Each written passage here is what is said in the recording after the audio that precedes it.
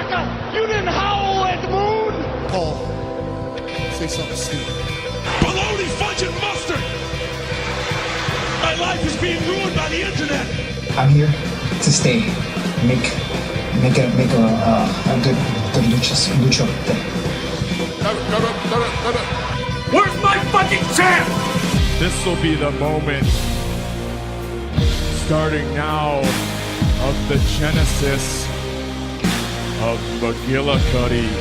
We're going to the top of the totem pole. This is the Wrestling Botchcast with your hosts, Scotty the Brain and Sean Bradshaw Layfield.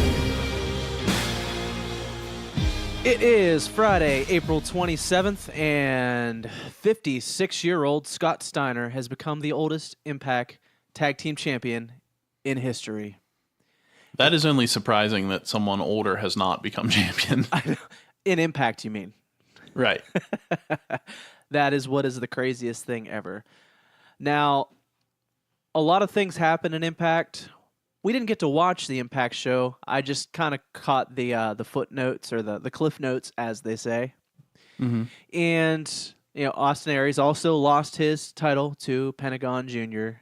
This week at the Redemption pay-per-view.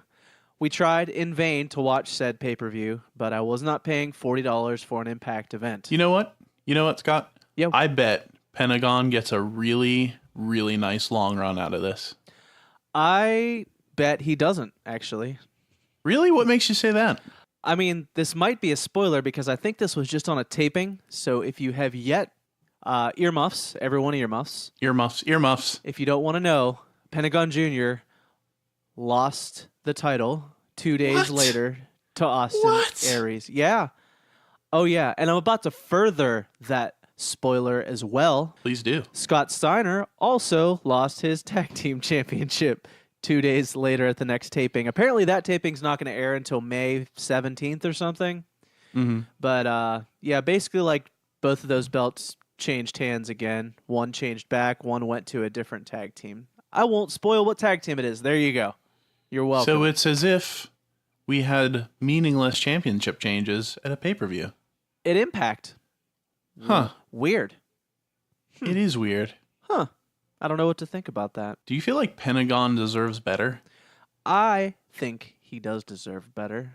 That shocks me because I didn't think you were a Pentagon fan at all. I'm not really a Pentagon fan, but I just feel like anybody that has a title reign should have it for more than 2 days. Do you think Pentagon took the Impact title seriously? I honestly don't. I think Pentagon is a fairly young dude that is just working right now to head towards WWE land. Is he young? I don't know how young he is. He's fairly young, I believe. I don't think he's extremely old. I don't think he's been doing it a long time.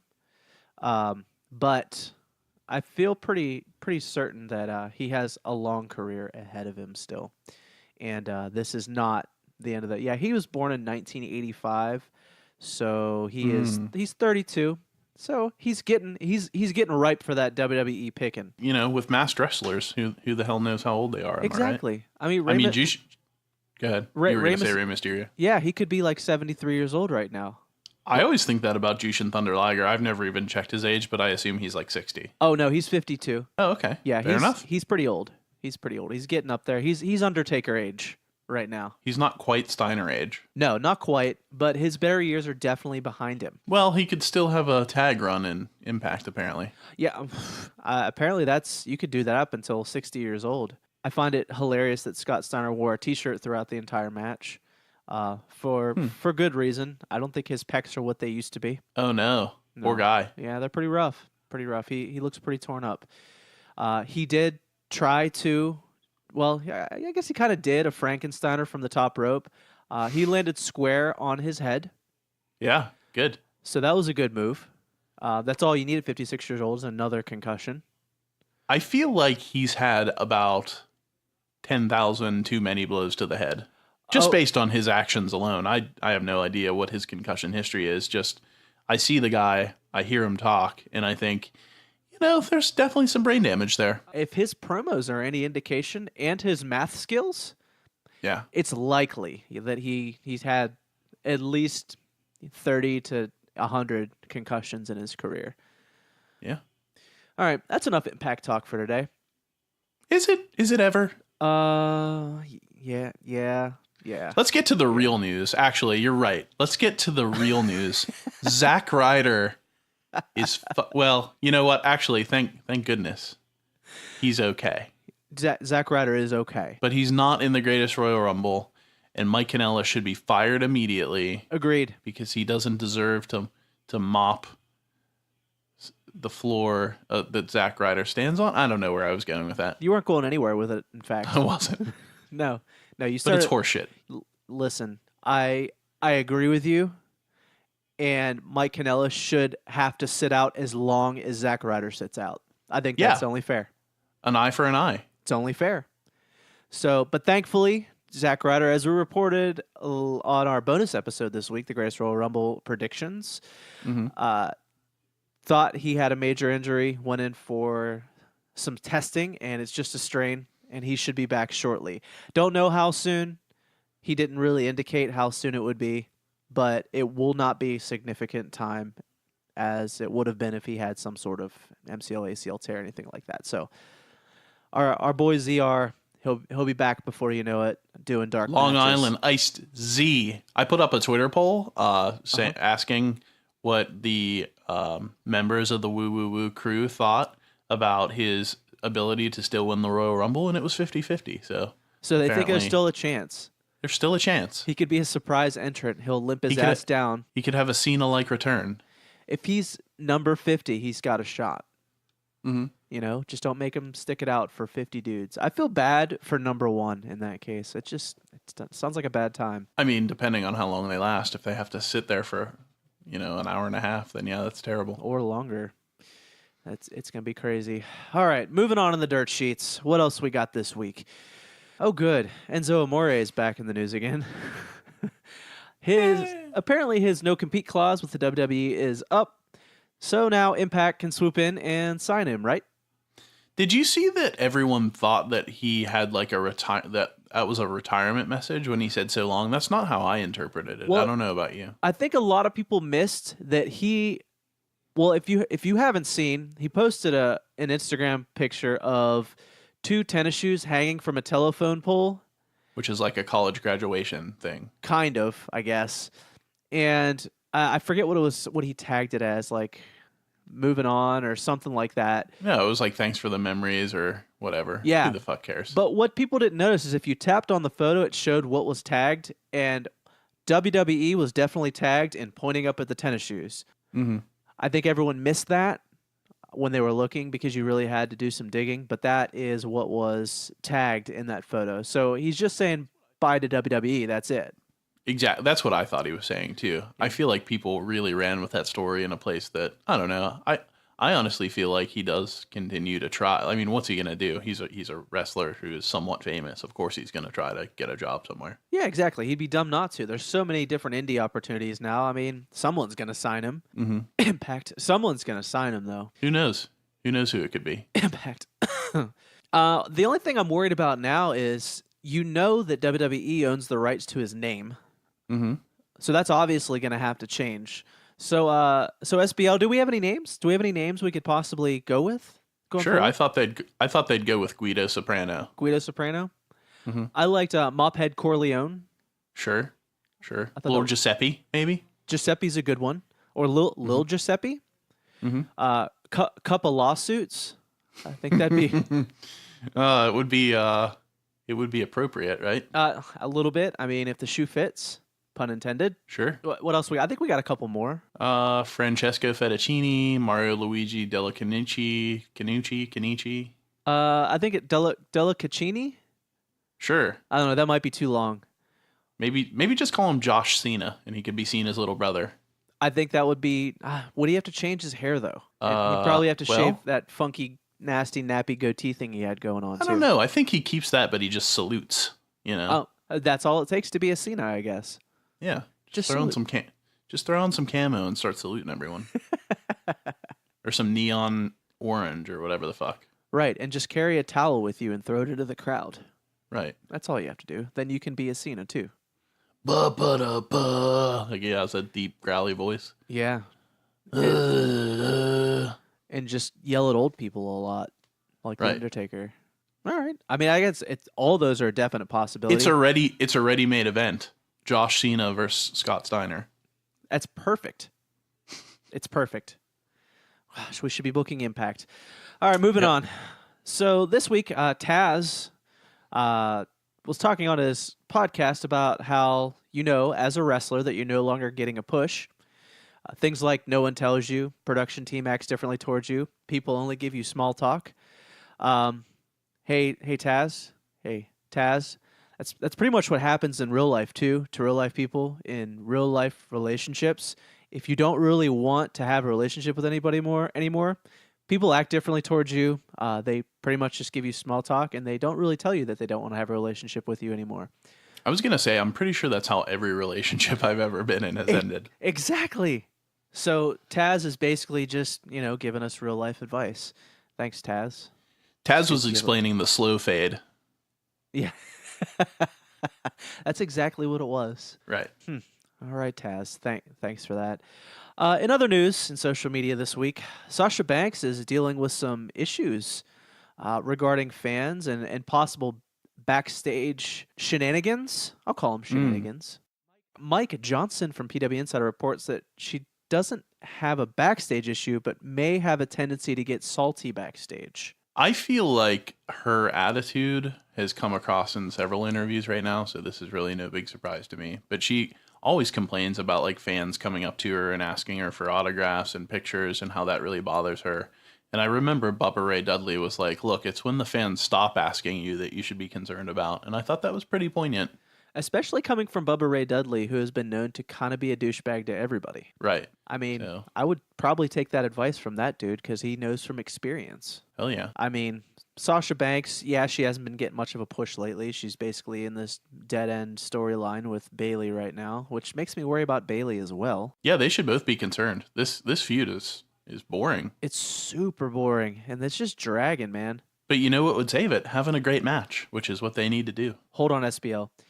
You're talking about having a match in wrestling. Is that where you're coming from?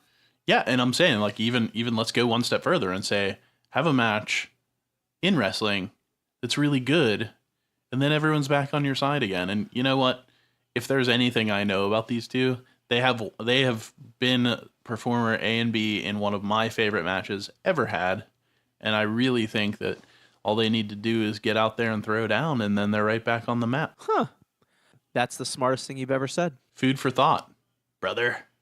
I'm eating it up, man. I'm eating it up. Eat your crow.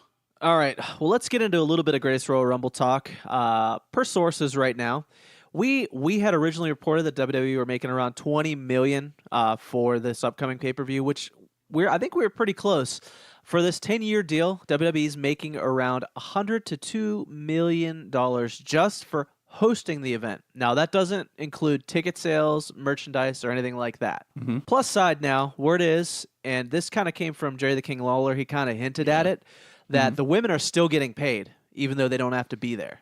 Right. Which is good, which I think is fair, considering they don't have the choice of being there or not. Right. It's not based on how well they're doing, anything like that. They just can't be there because of, the culture over there. And we discussed that at length in our bonus episode. You should go back and listen to it. But they're still getting paid.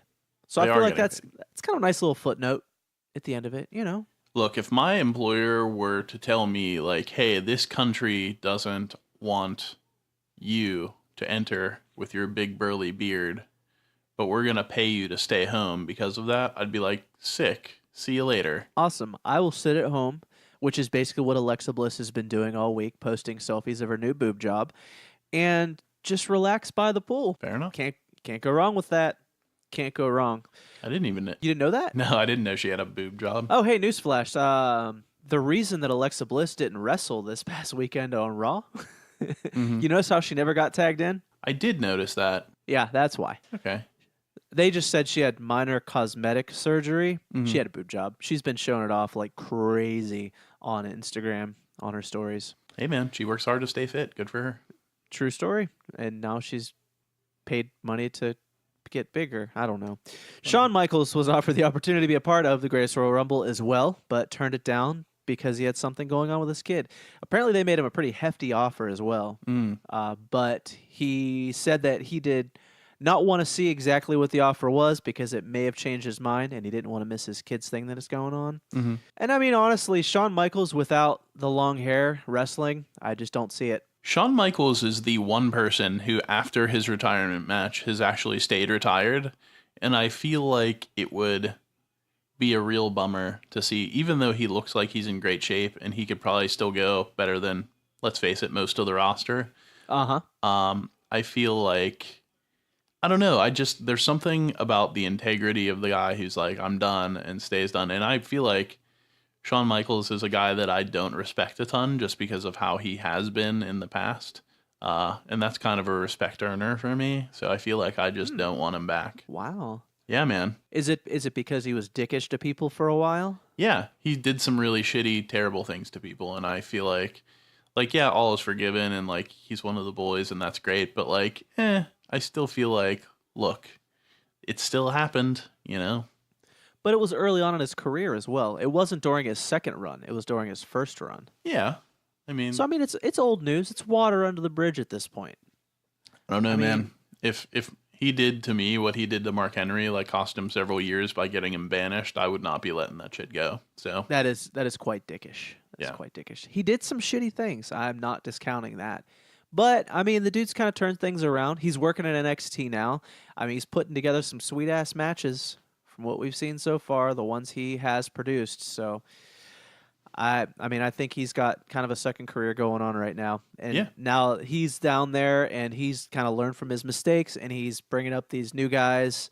I'm excited for what he's doing now. And don't get me wrong, like, I by no means feel like you have to be a good guy to A, be a celebrity, or B, be a good worker or a good storyteller. If Shawn Michaels is a dick, I don't care. I'm just saying that, like, it makes me feel different about him. Because you know that he has dickish tendencies, and he could do it again at any time. Right. Like, you're under no obligation to be a good guy. If you're, just because you're a good wrestler doesn't mean you have to be a good guy. But I'll definitely like you less for it, for sure.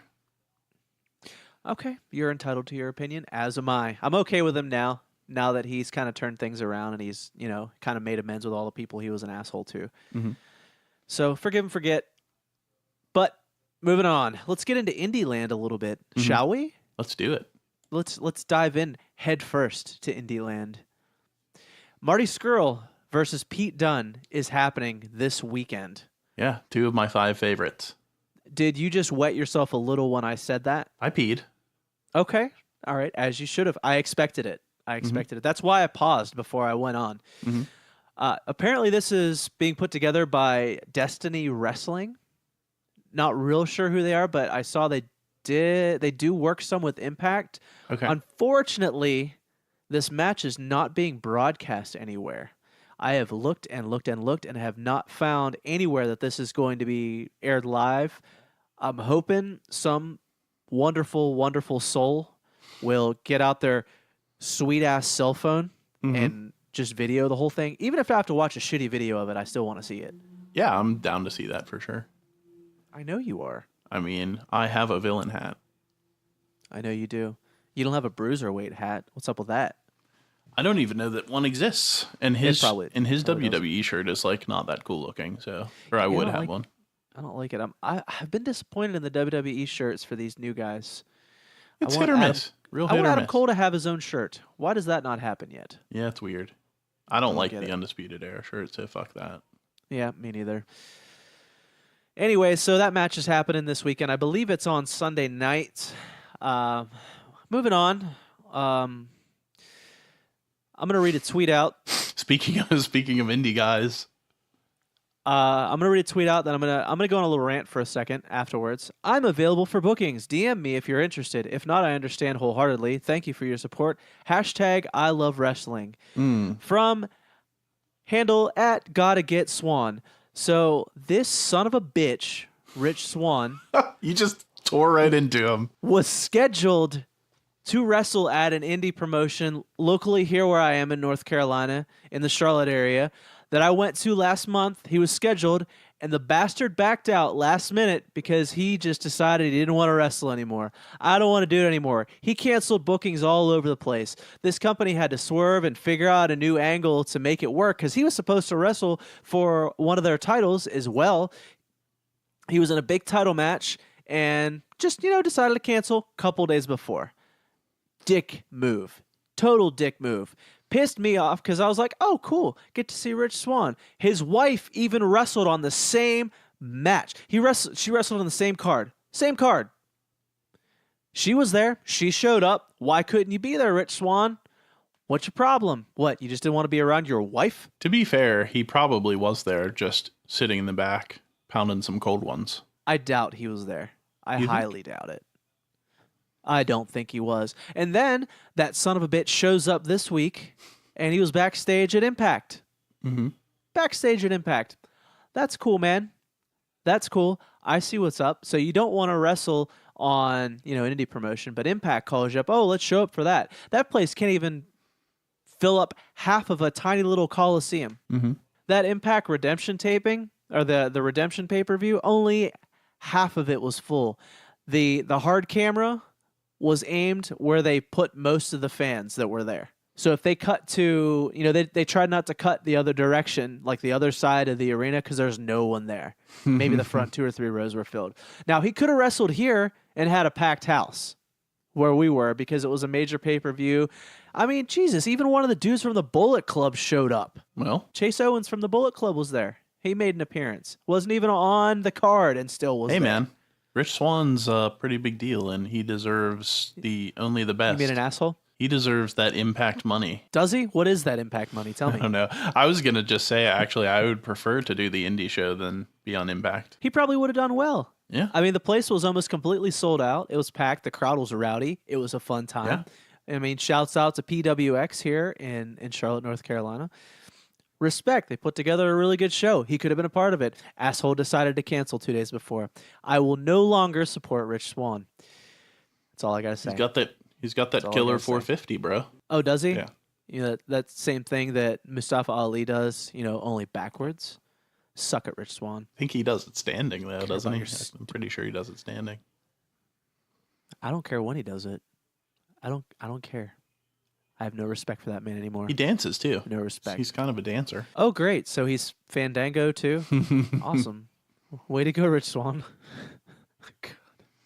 I guess there's no change in your mind. You're just done with Rich Swann. Sure am. All right, man. I don't even want to talk about him anymore. We're moving on. We're moving on. I don't care if he has news going forward. You can talk about it. I refuse to. I'm gonna have my own Rich Swann update every week. You go for it. I doubt you'll find any news because that son of a bitch isn't going to do anything. Fair enough. Little pissy bastard. All right. So there are 2 Ring of Honor pay-per-views this weekend, which is kind of exciting. There's one on Friday night and one on Saturday night. Especially because we're Honor Club members. That's right. We have finally subscribed. Well, I have finally subscribed to the Honor Club. Sorry. We're not sharing logins. Allegedly, SBL can watch it too. Allegedly. We're gonna find out. I don't know that we can watch pay-per-views at the same time, but we'll see. I don't know. I don't know that they're that sophisticated yet that they are gonna shut down 2 people watching on the same account. We'll know Just soon. throwing it out there, seeing what sticks. But I feel pretty confident that we're both going to be able to watch it, which is kind of exciting. It's pretty good card this weekend. Pretty good card. There's a couple of really big matches going on. So we may do a show about that next week. We'll see. We'll add it on. I mean, can't hurt. We'll see how it goes. Yeah, I feel good about it. So let's talk a little bit about this other WWE pay-per-view that is happening that no one has talked about yet. The one I totally forgot and forgot several matches on when we were talking last time. Everybody forgot. And I think they're going to stay forgotten until Monday again when Raw has to push it like a motherfucker for the entire 3 hours. There's going to be, I mean, over under, how many times do you think they're going to have a Backlash pay-per-view ad in this 3-hour show on Monday? Oh, I got to say, they'll have at least 6. I think that's low. That's every half hour. I feel like that's still low. All right. I feel like they're going to have like the picture-in-picture box thing.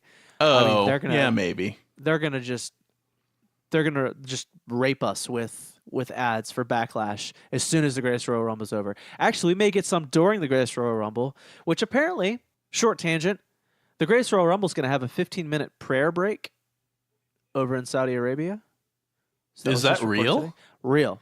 100% real. Reported by CBS Sports today. Yes. Like during the Rumble, they have to just stop and pray? I think they're probably going to work it out so that the match prior will end right like before this prayer break happens. That's my guess. Well, that's fine then. I don't think there's going to be action that's just going to stop dead and they're just going to like hang out for 15 minutes. Yeah, that would be crazy to me. It'd be funny. It'd be interesting. But it would be funny, especially if it were like a match that I don't even want to see. If Brock and Roman, like suddenly, Vince is in the ref's ear and he's like, "Hey, you guys gotta like stop and kneel down and face a direction." For 15 minutes. For 15 minutes, Roman Reigns just has to lay down in the ring. Brock's about to F5 him for the 16th time in a row. They're like, "Hey, you got guys, can we stop for a second? Let's just stop. Pause. Press the pause button. It's like playing WWE 2K18. Press pause. 15-minute pause. And we'll get back to it. Enjoy your coronation, Dick. Yeah. Enjoy your big moment." All right. Anyways, back on track. Now I want it to happen. So do I. It never will, though. But it'd be great. It'd be so great. They're just like sitting in the steel cage doing nothing. Just twiddling their thumbs for 15 minutes. I love it. Which, All right. It might actually be more interesting than their match. It probably will be. Killing it. Woo! All right, moving on. Backlash pay-per-view. Right. So here's the card we got so far. We originally said there wasn't an Intercontinental match set up yet, but there actually is. We were wrong. That's how little we knew about this pay-per-view. Yeah, it's just one we forgot about. Yeah, The Miz versus Rollins, which makes me think even more that the belt could change hands tomorrow. Or today. Yep. That's making me concerned. It's making me concerned about my pick for sure. It's making me feel really good about getting that Bot Championship around my waist. Oh, brother, I don't know about that. Oh, I do. All right, so we got Miz and Seth Rollins. United States Championship, Randy Orton versus Jeff Hardy. They've been kind of building towards that a little bit. We got the Raw Women's Championship match, Alexa Bliss versus Nia Jax. Alexa Bliss, we're going to see how she moves with the new boob job. I was going to say, is she going to be able to take a bump? That's like a pretty serious surgery, isn't it? There won't be any like Ric Flair chops going on, I don't think. If there is, I'm going to laugh real hard. Real hard. Ooh. I don't know. I kind of feel bad for the gal. They might just pop, go tss, and they just deflate. Ooh. I don't know if that's how that works. I've never had a boob job. I think it's just a filled bag. Yeah.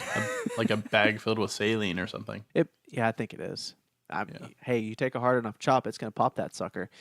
And then we got Charlotte Flair versus Carmella. That's going to be a waste of time. Wow. How could you say that about Carmella, the champion? You realize she has not had a singles match since like 2016. Well, now we're going to see what she's got. You don't know. She could be amazing. You realize she hasn't had a singles match since 2016? They could be training behind the scenes, brother. Really? Yeah, I feel like they all have matches every day because they go to house shows and main events and stuff. But she hasn't even had a singles match in those. It's always like tag matches or 6-woman tag because she's been on Smackdown forever, and that's the Road Dogg special. We're going to find out. We're going to find out together. We're going to see if she can wrestle. I don't see any way that she beats Charlotte Flair clean. There's no way. It's not possible.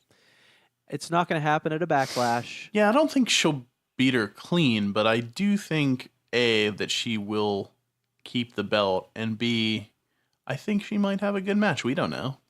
It is not going to be a Charlotte Flair Asuka match. It is not going to be anything like a Charlotte Flair and anybody else on the roster really match. I don't know. I have very low hopes for that one. Anyways, before I dig into Carmella more, Samoa Joe against Roman Reigns could be a championship match, could not be a championship match. We will see. We will see. Every time someone I like has to fight Roman Reigns, I just get bummed out because I know they're going to lose. It just makes me sad. Yeah. I mean, he's just the next guy on the laundry list of people that Roman Reigns is going to kick out of every single finisher that they put on him. It's just not. It's unfair. It's unfair. We need him to strap in the choke and just really start choking him, and also and just kill him. So that they have no choice to be like, no, I guess, I mean, he really can't go on.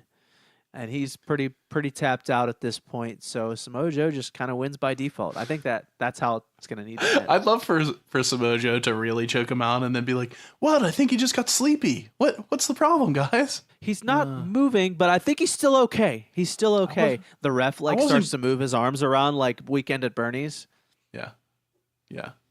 Look, I wasn't going into business for myself. He just got real tired. I don't know. Listen, he just got his head bashed in last week by Brock Lesnar for the third or fourth time. He just wasn't in it tonight. I just wanted to help him out. He wanted a nap. Wanted a nappy. Just a little nappy. He's jet lagged from coming back from Saudi Arabia. Cut him some slack. So you guys have to give me the belt now, right? I mean, I don't see any way around this. Yeah. Right. All right. The crowd finally pops we got. huge. They totally would. Yeah. Then we got Daniel Bryan versus Big Cass. Oh, I see what you did there. Thank you. I wanted to really enunciate the C. Mm-hmm. I think I pulled it off. You're killing it tonight, man. You're a funny guy. Hey, Hey, when does your Netflix I have a lot of special things come on my out? mind. Mine? Yeah. Oh, I don't know. They haven't called yet. Mm-hmm. I've been busy. I've been super busy. Very shocking to me. And they only seem to do one a month now. So I'm holding off for the sweet spot months, which are summertime when all the kids are out of school. Hell yeah, man. So maybe late July. Fair enough. The Scotty the Brain special. So Big Cass, do you think he goes over? I don't know. It's weird. This feud is just beginning. What I really wonder with this is how long they're going to let it drag. Right. I don't think this one gets them to SummerSlam. I think this one might get them to Money in the Bank. Mm-hmm. And I have a feeling that Daniel Bryan and Big Cass are going to be a part of the Money in the Bank match. I have a feeling. Huh. That's actually a pretty fresh idea there, Brain. I'm feeling fresh tonight. Fresh tonight, SBL. Feeling fresh. Yeah, I like that idea. I just feel like if you're going to have a series of matches, then Big Cass has to at least look dominant in this first one, which sucks because he's the worst in Daniel Bryan rules. But yeah, I think he could either he's going to get a fuckery pin, or there's going to be some fuckery and Daniel Bryan wins, but Big Cass looks strong by beating him down with chairs and kendo sticks and True. ring stairs or whatever.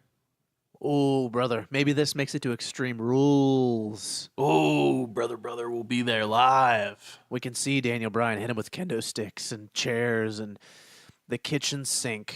I hope they never do that again. Oh, God. I just hope that this isn't the match that ends his career. That's all you can think of from now moving forward is they put him in a feud with someone that sucks like Big Cass, and you're just I hope this isn't it, man. I hope it takes one botched spot.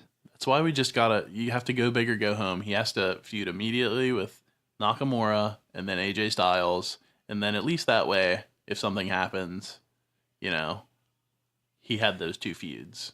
I feel like his program with The Miz that is inevitable is going to be a good one for him because The Miz, his wrestling style, it's safe. Yeah.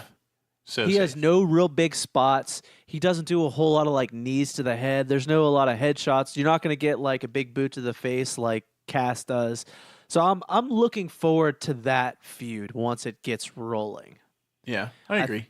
I think they're making people wait for it now because they know everybody wants it, and I think that's ultimately going to end up at SummerSlam. And I think it's going to be for a belt. It's going to be for a belt. Because The Miz is going to win the Intercontinental Championship on Friday at the Greatest Royal Rumble. False Brain. True stories. You have failed only speak truth. In your prediction. Listen, they don't call me the Brain for nothing. Just saying. Food for thought. Just saying. All right, well, let's roll into what happened this week in the WWE. We'll start with Raw. We're going to hit some high points. Hit some low points, hit some in-between points. All right, man. So hit him. First off, they did a very nice Bruno Sammartino tribute. Bruno Sammartino. He was before our time, but I like him because he's a Pittsburgh guy. I was going to say, we still knew who he was because of the Pittsburgh ties. Because he was still over here well after his career was over. And very much involved with the community and everything, too. Yeah.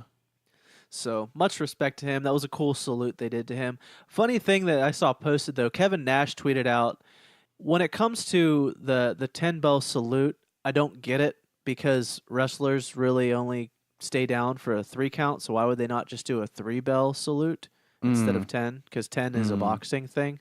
Right. I understand that, but it doesn't really give you enough time to reflect, I think, at that point. Yeah. That 3 that bells 10 bells is too. where it's at. It's too short. Yeah, I feel like it's underwhelming. So the 10 bells, I respect that. I kind of dig that new Bruno Sammartino shirt they put out too. It looks neat for sure. I haven't gotten a really good look at it, but I saw it on people on Monday. I'm pretty much down with any just simple black and white shirt. That's where I'm at. Hall of Pain, brother. That's your shirt. Nah, I was never a big Mark Henry fan, but that is a cool shirt though. That hurts me that you said that. I'm not going to say things that are going to make you feel warm and fuzzy all the time. I'm going to call Mark Henry and make sure you get an induction to the Hall of Pain. You know what, though? He's retired, so it doesn't matter. I'm sure he could still beat you senseless, Brain. It's likely. He is the world's strongest man, after all. I wonder for how long he holds that title. Or does he give it up now that he retired? I don't know. I don't think he still is really the world's strongest man. No, I don't think they can go on calling him that forever.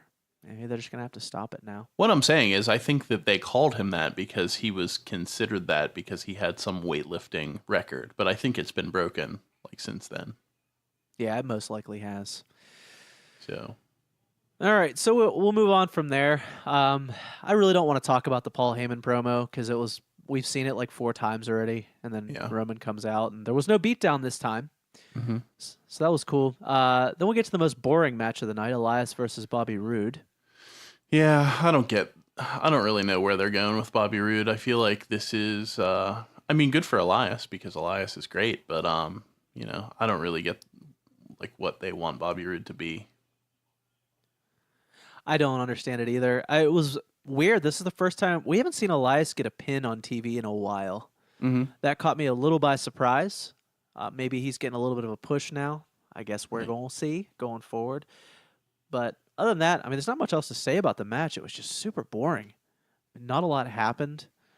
After that, we had the Ascension versus the Deleter of Worlds. And, of course, the Deleter of Worlds get a pin again. Sure.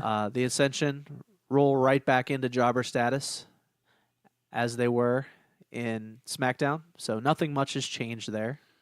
Yeah, I feel like they kind of are what they are at this point. Yeah, I don't think they're really going to elevate any further. They're going to kind of sit down in that little jobber region and just hang out there for a while. Or forever. Yeah, then forever. we get to the best segment of the night. The Sammy and Kevin show with Kurt Angle. I believe there were more GIFs and memes created from this one segment than any over the past year that have happened on Raw. It's a good time. The one-liners, it was crazy, man. Yeah, I agree. The Jason Jordan great. dig was gold. Mm-hmm. Mm-hmm. Sammy putting the reading glasses on. He had to. That's his thing now. That is his new gimmick. Right. The old man reading glasses. Yeah, I love it. To read his notes. So, and then Kurt sets up a tag team match between the two of them and Braun Strowman and Bobby Lashley for later in the night, which it scared me a little bit when they did that. Why is that? It made me feel not good. Why? Because I love KO and I love Sammy, and I knew it was inevitable that they were going to get their asses beat down. Right. Which is what happened. Yeah, absolutely. It was still a cool match. It was a good match. It sucks that they got so badly embarrassed, for sure. That was the only thing that I was really bummed out about, is that Kevin Owens just kind of died on the floor. And he sold everything really great and it looked really great, but I don't know. Part of me has to be like, all right, well, this is where they see these guys now, you know? And that scares me. But knowing that the Kevin and Sammy show is still going to happen, Mm-hmm. I mean, especially for how big that went over, Mm-hmm. that gives me a little bit of hope. And that makes me think, yeah, they're definitely still going to be on TV every week. But I mean, where do you see those two fitting in anywhere at this point? Ugh. Do you see them fitting into any storyline? I don't know. I feel like maybe they settle into mid-card status with, with Rollins and Balor. And that's the thing is it seems like all the mid-carder kind of intercontinental level guys are the guys that put on the best matches. And it's kind of a bummer to see universal titles be kept for like the Roman Reigns, Bobby Lashley's, and Brock Lesnar's of the world, because I feel like there's just better workers. I feel like the guy that, I've said this before, I think the guy that it makes sense to hold that title is Braun, and then you feed him all these heels and have them, give him good matches. Feed Sammy to him, feed Kevin to him, eventually, feed Balor and Rollins to him. And then get some good matches out of them. And then maybe, hopefully, one of them gets elevated and finally gets the win at WrestleMania against him. I don't know who it could be at this point. I feel like Braun is the most over guy. So, I mean, obviously, that's the guy you're going to go with at some point whenever Vince McMahon decides that this whole Roman Reigns experiment is an abject failure, which it's been for a long time now. So. It has been.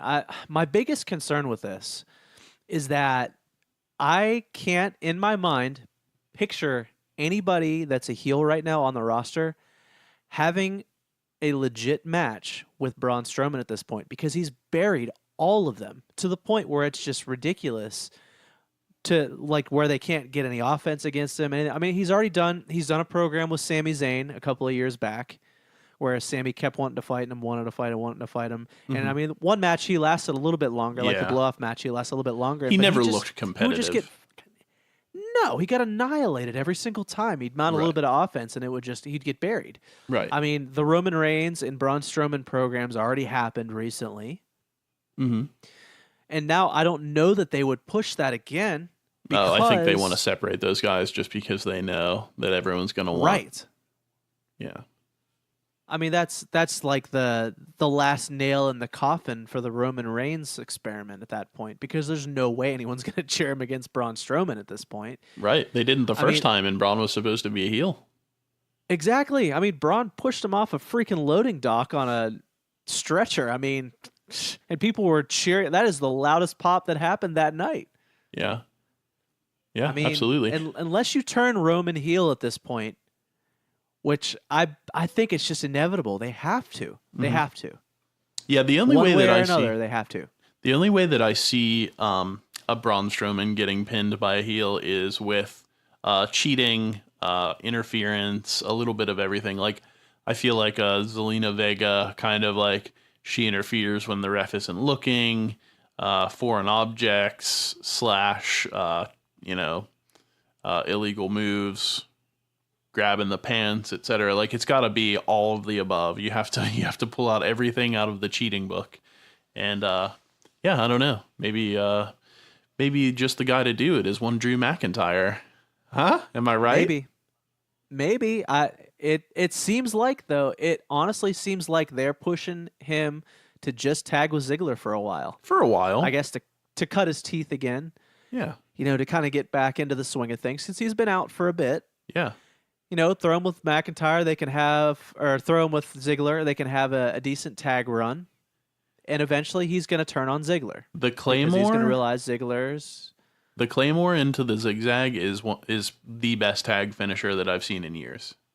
It was pretty badass looking. Yeah. That is... I mean, it blows the stupid Deleter of Worlds thing out of the water. Yeah.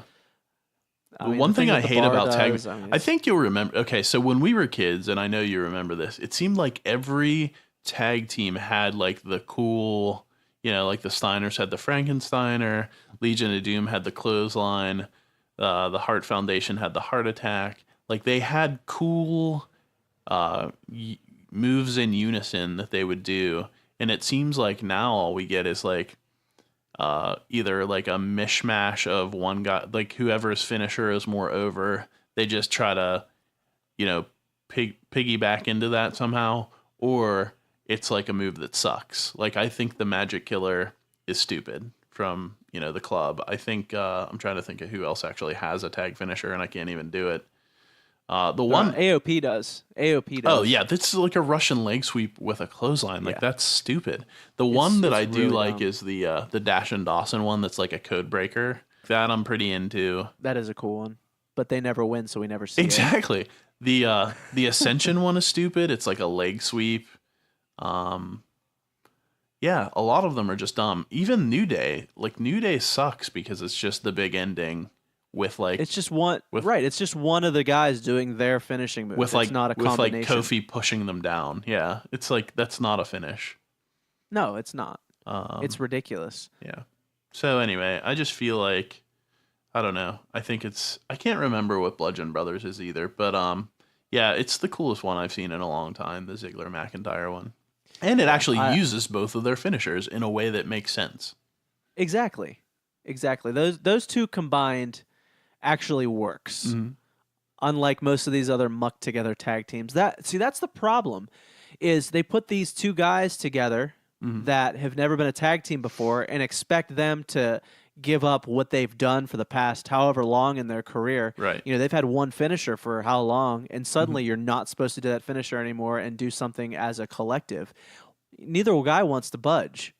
You got both of them. And why like, should they? well, Especially this is my like finishing move. This is what I do. And why should they? Because they spent their whole career trying to get that move over, Exactly. So I don't know.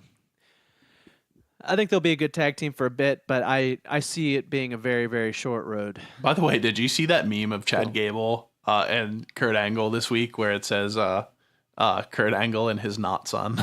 Yeah. So ridiculous. I love you, Internet. Yeah, the Internet's pretty cool. Yeah, it is most of the time. Then Jinder actually lost to Gable after annihilating him for the entire match. You could kind of see it coming, though. Yeah. The entire time. When a guy is beating you down too hard, you either expect for it to... I don't know. I think you almost expect for the other guy to win. Like, when I see a guy taking a lot of punishment, I'm like, oh, he's definitely winning. Yeah, pretty much. It's the old Bret Hart match, And it's going to be some kind of small package or some kind of roll-up that, there's no way he's going to really put his finisher on him. He's going to sneak attack him somehow. Yeah. And that is what happened. Yep. Of course. So let's talk about No Way Jose for a second. I don't want to. I was going to say, is that totally necessary? Well, I only because I find it weird that they're pairing No Way Jose with Baron Corbin, which makes me right off the bat think that they don't think very highly of No Way Jose, which is warranted. Mm-hmm. And out of all the people... Oh, No Way Jose. Yeah, I don't care about that at all. No, what I find weird is that pairing. Why do you put... I know they're trying to really push Baron Corbin now from everything that has been posted online. A lot of people are saying backstage that Baron Corbin's going to get a bit of a push now because Vince really likes him. Mm-hmm. Sorry, I'm saying his name wrong. Baron Level Baldness. I was going to say, what the hell, man? Yeah, I said his name wrong twice, and I apologize. Woo Woo Crew, I apologize. So, yeah, they're really pushing him now, and why do you put him with a dude that just came up from NXT? What is that really going to prove? Unless they're trying to build him from the ground up again? Especially a guy from NXT that nobody is like... Especially a guy from NXT that like nobody cares about. Right. I haven't seen anyone give a shit about him. Every time he pops up, everyone just complains that he basically is just Adam Rose again. Right. I just don't understand. Anyways, enough about Baron Level Bonus and NWJ. I was done with that before it started. What did you think about that Alexa Bliss moment of bliss? I actually thought it was funny. I thought it started off really awkward, and then it got funny. Right. I mean, she's good at that. I knew that I knew that payoff was coming that whole time. Oh, absolutely. She telegraphed it. But I feel like with her promos, she really starts slow and then she finishes well, which is all that matters. Yeah. It's all people remember. Yeah, which, I mean, it was good. Anyways, Let's talk about the Miztourage for a second. Yeah. Moving on to the Miztourage, which I guess that's what we can continue to call them for now. They're still using that music. They are, which I thought was super weird. The way they did the 2 promos with Rollins and then Balor, them trying to join up with those guys, and then them coming out to the Miz music again. It just I felt like those 2 promos went anywhere, because even at the end of the Finn Balor one, Axel was like, "I know what we can do," and then it just nothing really came of it. Right. But then we find out later on Twitter the next day, one Bray Wyatt tweets out to his bro saying, "Hey, if you want to join up with us," I'm paraphrasing, then there's spots open in the Woken Warrior clan. Let's do it. I love that idea. How do you feel about that? I love it. Put the bros back together. Yeah. Well, they've never been together, so that's why I like it. Well, listen, they grew up together, so they stayed together. Yeah. They Okay. just haven't been together in wrestling Right. land. I think it could be a good pairing. It'll be interesting, but I feel like I can't see Curtis Axel fitting into that faction. I could see Bo Dallas hopping right in there because he has the look for it, and he also has the comedic stylings for it. Absolutely.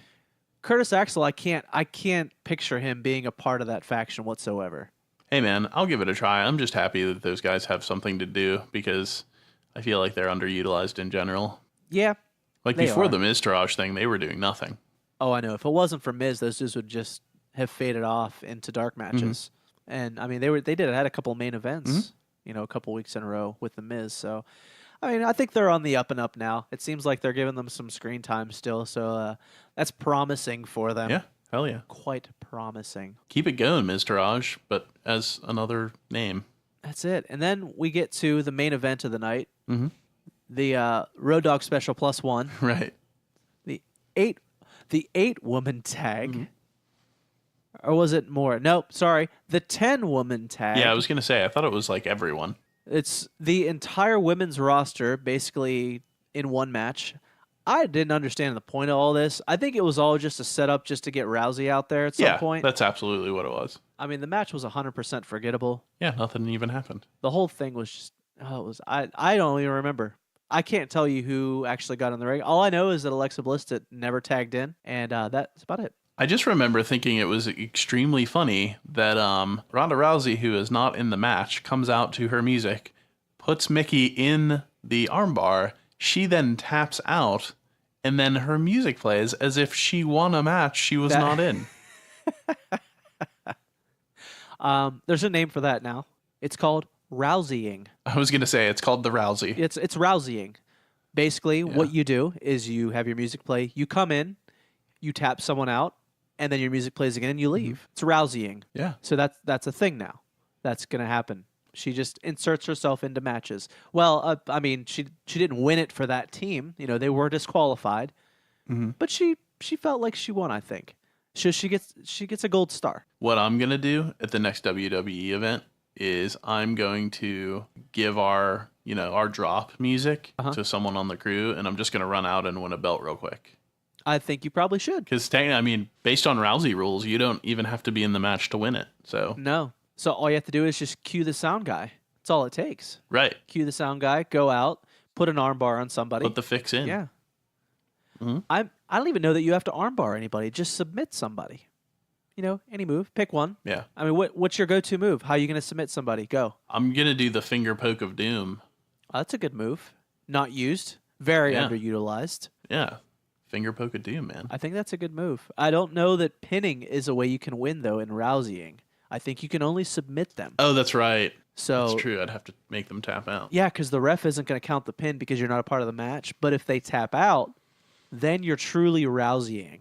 So you're going to need to come up with a submission move. All right. I'll if I were to dust off anything, I would certainly bring back the sharpshooter. That is exactly what I was going to say. I mean, I know Natalya uses it, but she never wins, so we never see it. I can't remember the last time I saw her win with it.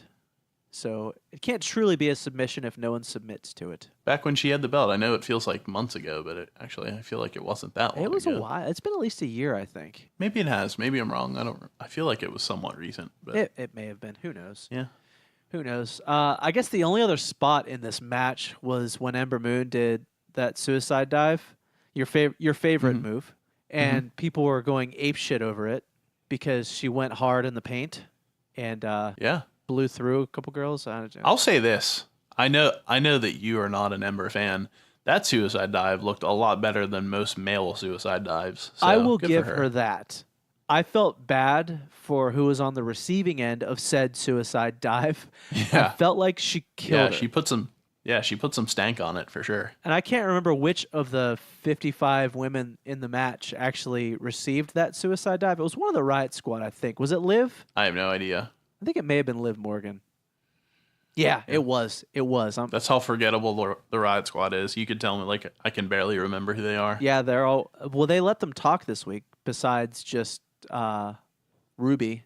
So that was... Another point, which, again, I didn't even remember. No. So thank you for refreshing my memory. You're welcome. You're welcome. That was pretty much it for Raw. Raw was... If you were to grade Raw this week, what grade are you giving it? Oh, geez. Maybe like a C. Kind of just middle of the road. There was some good and some bad. Honestly, if it weren't for the Kevin and Sammy show, I probably would have gone D-. But Really? Yeah, I feel like the Kevin and Sammy show elevated it to a solid C. Solid C. All right. Just because that was a great Fair segment. enough. Well put together. Honestly, Kevin and Sammy can make, something great out of absolutely nothing. So I those guys are where it's at on Raw right now when it comes down to it. Where's it out on SmackDown Live? Tell me that. Well, we start with some Miz TV. I mean, the flip side of the Kevin and Sammy show. Mm-hmm. And Daniel Bryan does not come out. Surprise, surprise. Right. No shocks there. And Big Ass comes out instead and talks about being small and then getting tall, which is basically how growing up works. Don't you love a week when Taz explains to you how relationships end, and then Big Cass tells you how to grow up? Yeah. WWE, this is where we learn how to live. Just the basics, man. Basics of life. If you ever forgot how growing up works, Cass explained it to you. Big Cass is like, so you start small and then you get tall. It's like, oh, okay. I was expecting him to spell something to us next, but he didn't, unfortunately. Yeah. That was, oh man. People were like, oh, Cass is actually good on the mic. I was like, motherfucker, he literally just said, yeah, I was real small and I got picked on, but then I started to grow and I got taller. Do you think he never spells soft again? There's no way he does. Really? You think he's done with that? Yeah, he has to be. I mean, you got to leave that gimmick behind. You have to, 100%. Because one, he's heel now. And two, that was directly attached to one Enzo Amore. Yeah, but I feel like if he goes face, he's got to bring it back because it was so. I feel like that's the one thing the crowds were responding to was that tag team. It was. I mean, they had the best promos in the biz at that point, but 98% of that was Enzo. 98%. Oh, absolutely. I mean, he literally would just get on the mic and spell every single week. Yeah. So, right. I mean, give it a little call. I imagine he's probably sick of spelling too, because he was doing that shtick in NXT as well. So I think he wants to just teach us life lessons every week. I mean, hey, Cass, next week, will you teach us about the birds and the bees? How babies are made? Oh, please, dear God, don't let him do that. I want to hear how babies are made.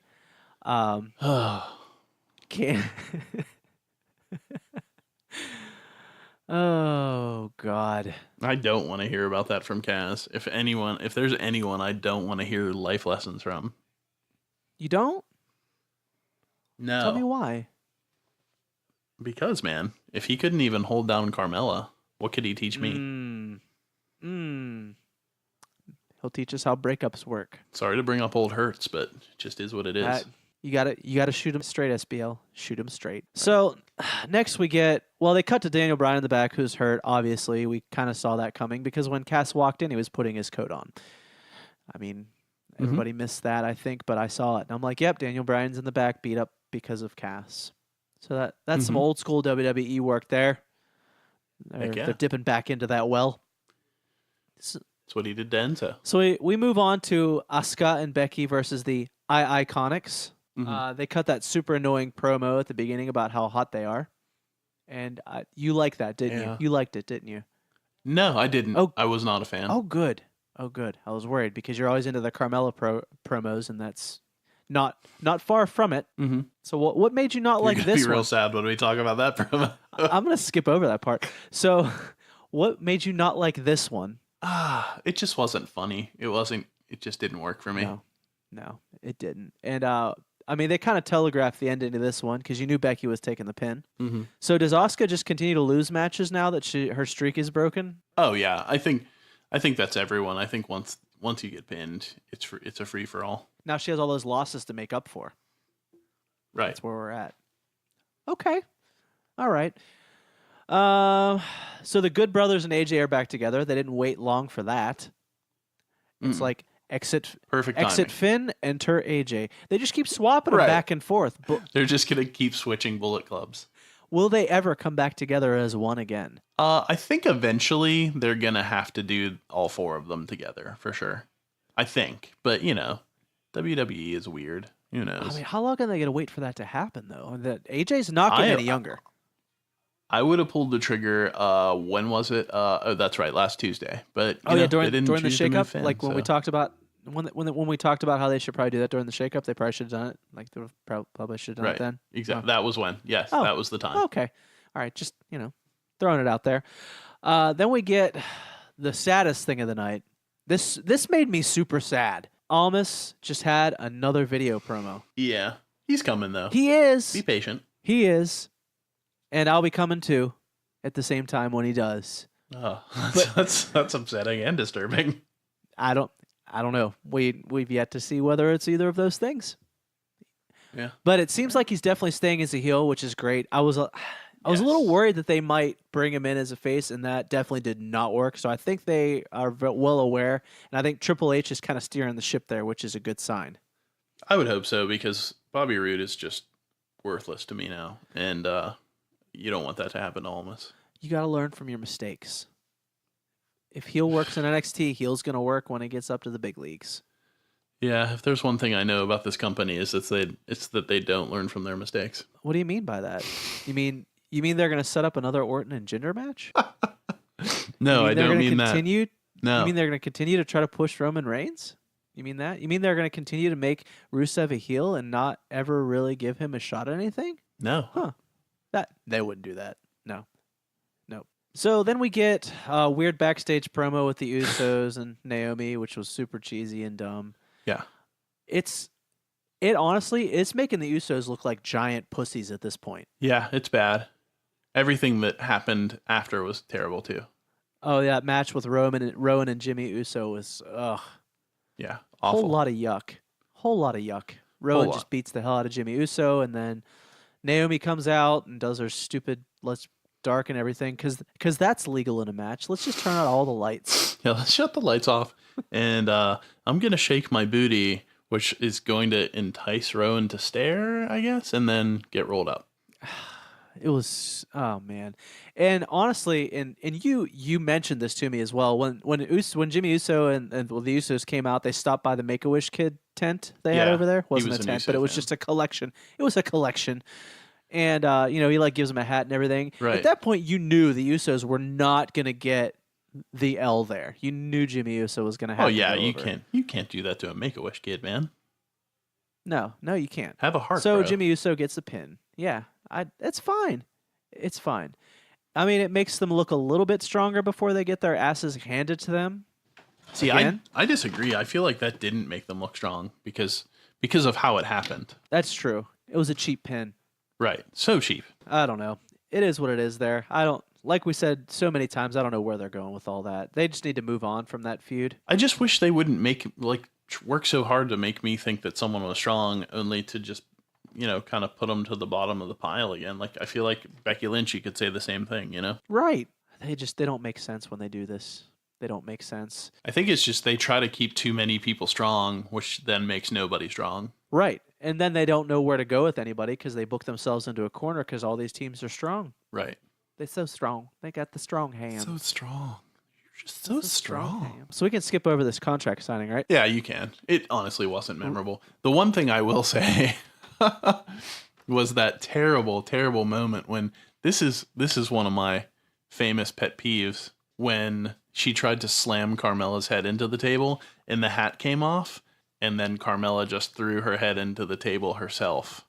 And I just wish that instead of doing stuff like that the hat would come off and Carmella would be like, "Ha, you missed me," and then she would just do it again. That would have been the smart move. That would look so much better. So our botch of the week goes to Carmella's head. Yeah, Carmella's head lost that one for sure. It looked really, really terrible. Yep. Jeff Hardy, Shelton Benjamin, they're doing that match again. We thought. But then Randy Snorton comes out. Say no more. That's it. It accomplished nothing. Moving on. The New Day.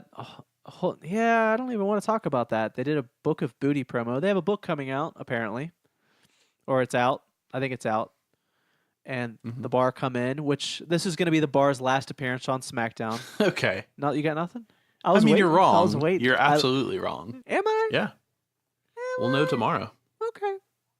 We'll see. Or today. We'll see. According to when this podcast today. comes out. We may know by the time this drops. We may be crowning our inaugural bot champion, Scotty the motherfucking Brain. I just can't wait I can't wait until your family gets to watch you cry. Except that they won't. They may. You know what? They may cry tears of joy. I knew you were going. I knew you were going there, and you're totally wrong because you're gonna weep. You're gonna weep right in front of your family, and I'm gonna make my little belt side coins, and they're gonna just be me laughing in your face as you cry in a bowl of cornflakes, and your little kids say, "Why, Daddy? Why are you crying?" And you're gonna say, "Oh, because I lost the ball championship. I was bettered by the better man." Except you got one thing wrong.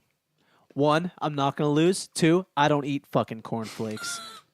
There, bitch. Cheerios, then. That was a Scott Steiner promo. You're welcome for there that. There you go. Bitch. Now I just got to work in something with fat asses, and we're golden. There you go. All right. So we get another AJ and Good Brothers backstage promo. Samoa Joe promo about the Greatest Royal Rumble. I think Samoa Joe just did that promo because everyone last week thought he screwed up because he was talking about winning the Intercontinental belt, and everyone forgot that he's in that match. That's how much people think he's going to win at the Greatest Royal Rumble. He should have come out and said, "I'm not stupid. You're stupid." That's it. I wish he would have. He should just come on the thing and just been like, "Yo, Marks, I'm not stupid. It's not my fault. You idiots can't listen and understand English. I was talking about the right belts, and I'm going to win them." Speaking of no speaking English, we got the Shinsuke match. Yep. With Rusev and Aiden English against AJ and the club. I don't even. What the hell do you call them now? They got like 19 names. The Bullet Balor Bullet Club. No, Bullet then Balor. You can't Balor, call them then that. Bullet Club. I ain't signed to WWE. I can say whatever I want. Fine, do it then.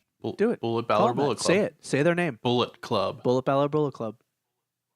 Bullet Balor Bullet Club. There you go. Because they were Bullet Club first, and then The Balor Balor Club, Club? and now they're Bullet Club again. Hold on. What about the Good Brothers Bullet Balor Bullet Club? Whatever it takes, man. Is that too long? No, it's fine. That's perfect length. I feel like that covers all of it. Yeah. Okay. We all kind of saw a low blow coming again. Mm-hmm. But first, let's talk about Shinsuke's new entrance music. How did you feel about it? Not a fan, but I get it. Why are you not a fan? What rubs you the wrong way? I just don't like it. I don't like the vocals. Is it because you can't understand what it's saying? No, I just did. If it would have been plain English, I wouldn't have liked the vocals. I feel like if we were still in the early 2000 Limp Bizkit era, exactly. That's what I feel hate. Differently. I feel like the song is fine, but then when you try to turn it into a Limp Bizkit song, it kind of just ruined the song for me. It got a little weird, but I'm on the flip side. I love it. and not for the reasons you'd think. Now, I love it, one, because it doesn't allow people to sing along to it anymore. That's the exact reason that I thought, so. It's perfect for that. And for two, everyone hates it. That's why I love it. Because you're meant to hate it. So I feel like they got something right. You said it's not the reasons I think, and then mentioned the exact 2 reasons I would think. Well, fine. Then you think like I think. We think alike. You think I think what you think you're thinking. Yeah, and we all thought it. So it's been thought and thunk. Fair enough. There. Moving on. This match was okay. I don't know. There's not much that really stuck out to me. Everything was really predictable. You knew it was going to happen. You knew one of the Good Brothers was going to take the pin. You knew that Richard Puncher was going to get punched. Was going to punch some nuts. Richard Puncher punched some dicks. Yeah. And he punched many of them. Yep. Many of them. He sure did. Yeah, I mean, Carl Anderson took that Kinshasa to the head for AJ, so that was a nice little movie moment. Yeah. He even posted on Twitter today that, AJ's done so much for him and his family that he would take it anytime for him. And I would take a fake knee to the face for you. You're welcome. That whole show, like the whole Smackdown show, was extremely underwhelming. Mm-hmm. And with the talent on this show and that roster right now, they should not be having underwhelming shows. I mean, do you feel like it's because they're just building to the Greatest Royal Rumble thing or building to Backlash, and after that all happens, they can kind of fully hit the reset button? Or is this a sign of things to come? No, I think it's because Vince McMahon has the last call. So you think he's ruining it? Yeah, I think he always has been, and I think the shows that he's not booking are great, and the shows that he is booking are hit or miss. This one, I felt like both shows this week were a big miss. I feel like they both had hits and they both had misses, but again, you're left to the desires of a madman, and that's what you get, I guess that's what we're gonna have to deal with now. Oh, it's just sad. And that's what we've been dealing with for like 20 years, man. But there's been some good in that 20 years. There have been some solid bookings. Yeah, but here's the thing, man. I feel like there's been a decline. We can both agree that since the year 2000, there's been a pretty sharp decline. And the reason is because the man is going senile. He's out of touch with the current generation. With the roster of talent he has on both shows right now, there should be no problems putting together fantastic storylines. You've got some dudes on there that cut some of the best promos ever. They can put together funny segments. I mean, they're great wrestlers. There should be no excuse for the bullshit they're putting out week after week. I can't disagree. I feel like in an age where you have the best athletically gifted wrestlers ever, you should be killing it. But they're not. So all right, well, let's talk about shows that are killing it. Shall we? Let's do it. 205 Live, the entire show was this gauntlet match, which was kind of predictable. Not the match, but the fact that it would take up the entire show because, I mean, you literally kind of have 4 matches in one, which is, how it happens. So we start with TJP and Mustafa Ali. And I'm going to be honest with you. I had a pretty good feeling that Mustafa was going to win this thing. I mean, everyone did. No shit. I mean, considering it would just set up a rematch and, then, they'd get a little more time at their Greatest Royal Rumble. But no. Nope. So Mustafa goes over TJP. Then goes against Gulak, and Gulak taps him out. I was excited about this. I had a very good moment. That moment happened, actually. Yeah, that moment happened while we were recording our Greatest Royal Rumble bonus episode. Then Gulak goes on to tap out Tony Nese. The excitement built more. Oh, I'm feeling a pattern, Brain. It was a good pattern. They had it right. Then finally, the final man in the gauntlet match, Kalisto. Let me try that again. Yep. Kalisto. Was that a better sigh? I feel like that was a better sigh. That would have been a funnier little bit if you implied that you were trying to make it better. But your voice automatically does that. No. You can't help yourself. I can't do it in any other way. That's the only way I can say his name. Oh my god, I can't believe it's Kalisto. He brings on all the sad. I mean, the guy did have one good match this year so far. So there's that. I was gonna say I thought you were slowly becoming a convert. Until this happened. And now I'm back to square one again. We're back to the first you're okay rung with of the Kalisto as long as he doesn't win. Okay. Yeah. So you're okay with him as long as he doesn't beat anyone you like. Exactly. Because I don't feel like he deserves to beat Drew Gulak. I don't know. He's in our drop. He is He's in our, our entrance music, our intro music.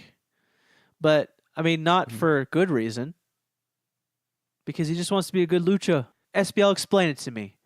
Why does Kalisto win this gauntlet match? He's got a mask and a chant, bro. Is that it? Yeah, absolutely. You got to sell those. You got to sell those masks. I don't even think they sell those masks for him. Mine's in the mill right now. Really? No. Oh, okay. Absolutely not. I was going to cancel the podcast. I'm certain they sell them, though. I was going to cancel the podcast. I can't work with this guy. I'll be here next week with my new host. Yep. Not SBL. So yep, Kalisto. With my new host, Josh Cena. Josh Cena. I hear he's looking for work. He sure is. So yeah, Kalisto wins, and that's the end of that. That ruins all my hopes and dreams for Drew Gulak going on to face Cedric Alexander. I mean, don't get me wrong, it'll probably be a good match, but we all know Cedric's going to win. So it was all just kind of a means to an end. Let's look at it in a positive light. Yeah, I was going to say, on the upside. I mean, on the upside, Gulak won't lose at the Greatest Royal Rumble. Exactly. And Cedric will win. So right. So I mean, I guess that's kind of a plus. If we want to look at the glass as half full, that's the way to do it. It's the power of positivity. Power of positivity. Don't be booty. NXT this week. Man, spoilers, this show was great. Thanks for the spoiler alert. You're welcome. You're welcome. Earmuffs, kids. This was a great show. I needed to preface it. This was the show of the week for me. Yeah, I mean, I feel like it kind of is every week. Last week wasn't great. Yeah, they had that bummer of a finish. You're right. Right. But the week before wasn't great either because they did the video package extravaganza. Yeah, those are always, I feel like that's part of NXT though. Right, but it was after a takeover, so they didn't have a whole lot of matches to air because they couldn't do a taping after takeover happened. So it was a lot of they aired a couple dark matches, which is fine. One bad show every 4 months, I can't complain. But this week, man. This week was all the fire emojis, all of them. Fair enough. Every single one. It was so good. I mean, you can start any NXT show with an Undisputed Era promo and match, and I'm in. You've already hooked me. Adam Cole, baby. You damn right. Roddy came on and explained why he decided that he wanted to stop facing the world alone, and he wanted to join up with the UE, and he did. Now he's a champion, just like that. Just like that. That's all it takes. They are dripping in gold, all of it. I mean, which one of them is just going to win the NXT championship next? I guess Bobby Fish. He's the only one without gold now, right? He'll win it with one leg. He'll hobble in and pin Aleister Black with the finger poke of doom. It's twice you've used that tonight. Hell yeah, man. Bringing it back. Getting it in. So, first match we had Adam Cole and Oney Lorcan. And Cole got the pin after Roddy kind of interfered a little. A bit. I'm wondering where they're going to go with that feud. Where do you see this heading?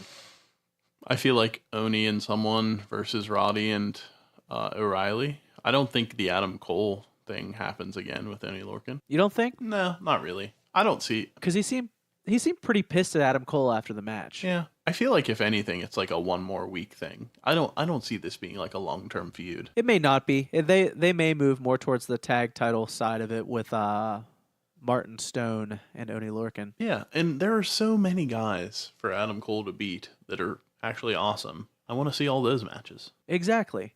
That's why I was surprised they went with this one, but I can understand it. It was his first title defense with the North American Championship.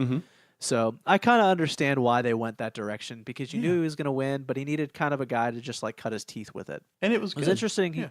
He was still nursing that rib injury. Yeah. Which was, even though it was 2 weeks ago. So they're really going the rib injury route. He's kayfabing it up.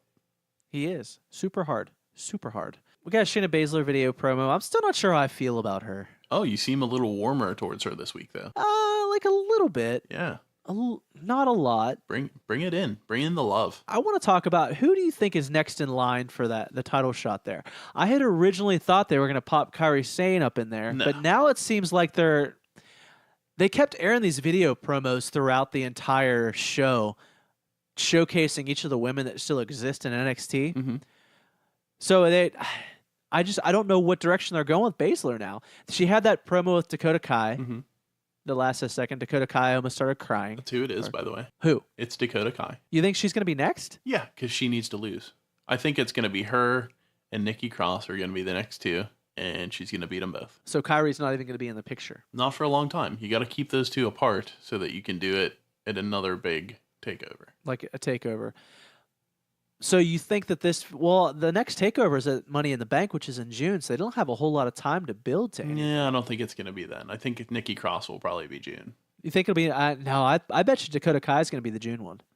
Okay, we'll see. And then they'll move to Nikki Cross for SummerSlam, which is Well, that's like way in the future. No, it's only 2 months later. I mean, it's August. See, I would do Nikki Cross so that you can have her come up and join Sanity. That'd be great, but I don't think they're going to push her that fast.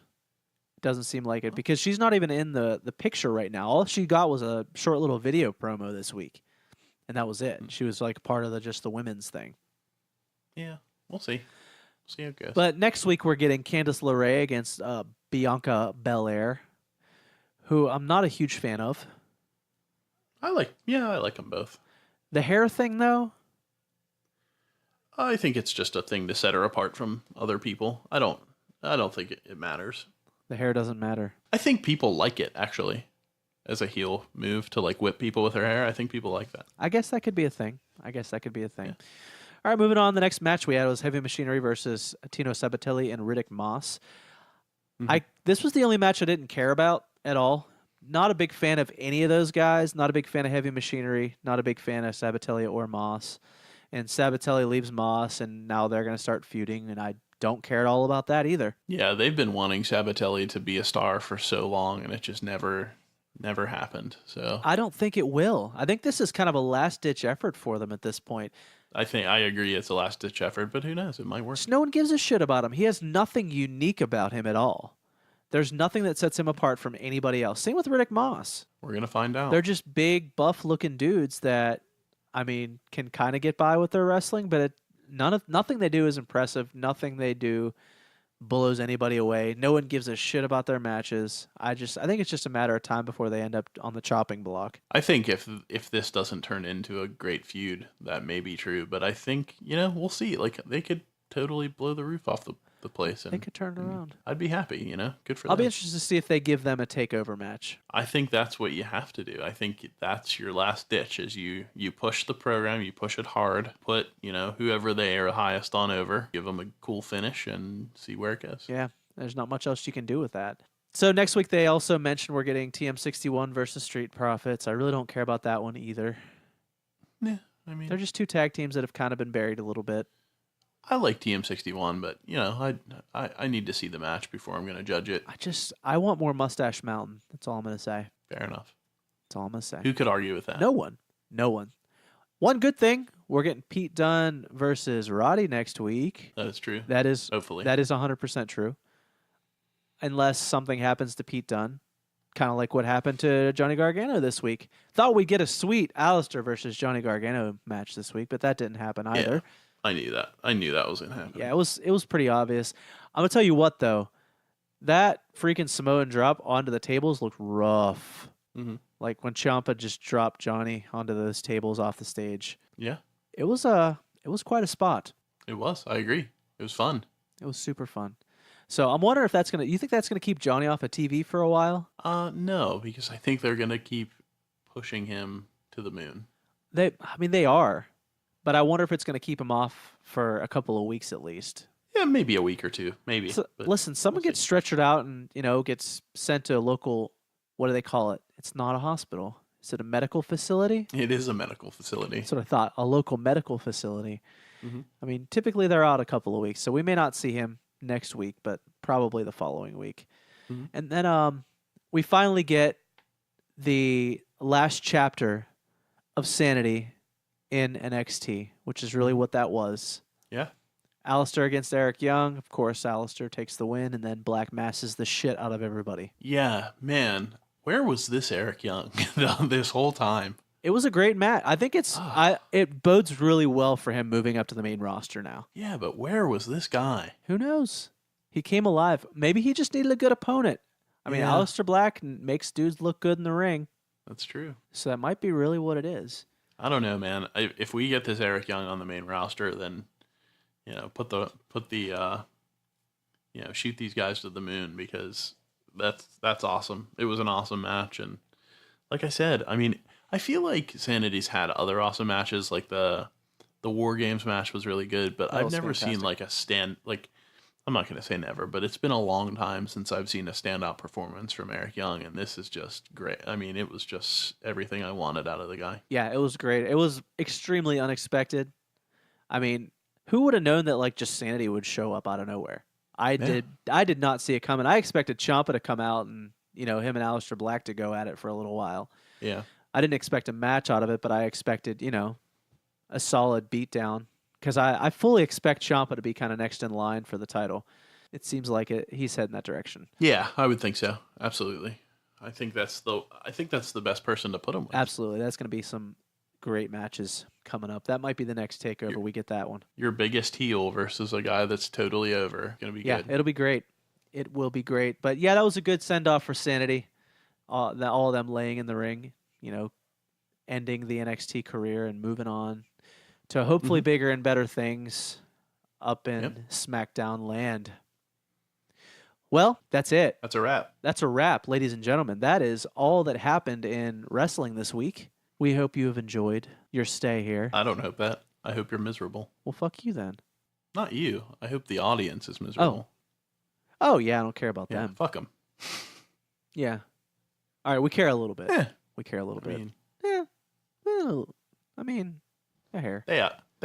As always, guys, check us out on social medias at Botchcast on Twitter, Facebook.com/Botchcast, Instagram.com/WrestlingBotchcast, and our website's wrestlingbotchcast.com. You can get all the links and shit on there. As you're listening to this, the Greatest Royal Rumble may be over. I may be holding the Botch Championship in my hands as I stand over the dead, barely alive carcass of SBL. Am I dead or barely alive? Which one is it? We're gonna go with barely alive because I'll need to beat your ass again for Backlash the following week to retain my championship. Ooh, you're looking at your first, your only Botch champion right here, brother. Listen, that title is not going to be in your future. Your only future is you laying face down on the mat while I then just frog splash you from the top rope, and then I stand up, I kick you in the head, I piss in your mouth, I get the pin, and then I walk away again. Oh, I think you got that all wrong. I think what's actually going to happen, brother, is I'm gonna hit you with a little Stone Cold Stunner, a little sweet chin music, and maybe throw in a sharpshooter for good measure. Watch you tap out like a little bitch when I beat you for the Botch Championship. I'm just going to outsmart your ass. You're going to try to put on the sharpshooter, and I'm going to kick my legs continuously so you can't grab my legs. Then I'm going to stand up, and then I'm going to drop kick your ass. And then when you bounce off the ropes, I'm going to give you a clothesline from hell. How about that, bitch? Oh, that's insult to injury right there. We're going to find out. I'll see you in the ring tomorrow. That's right. I'll see you in the ring, and I'll be walking out victorious. And I'll be walking out victorious. That's it, bitch. We done. Later, Mark.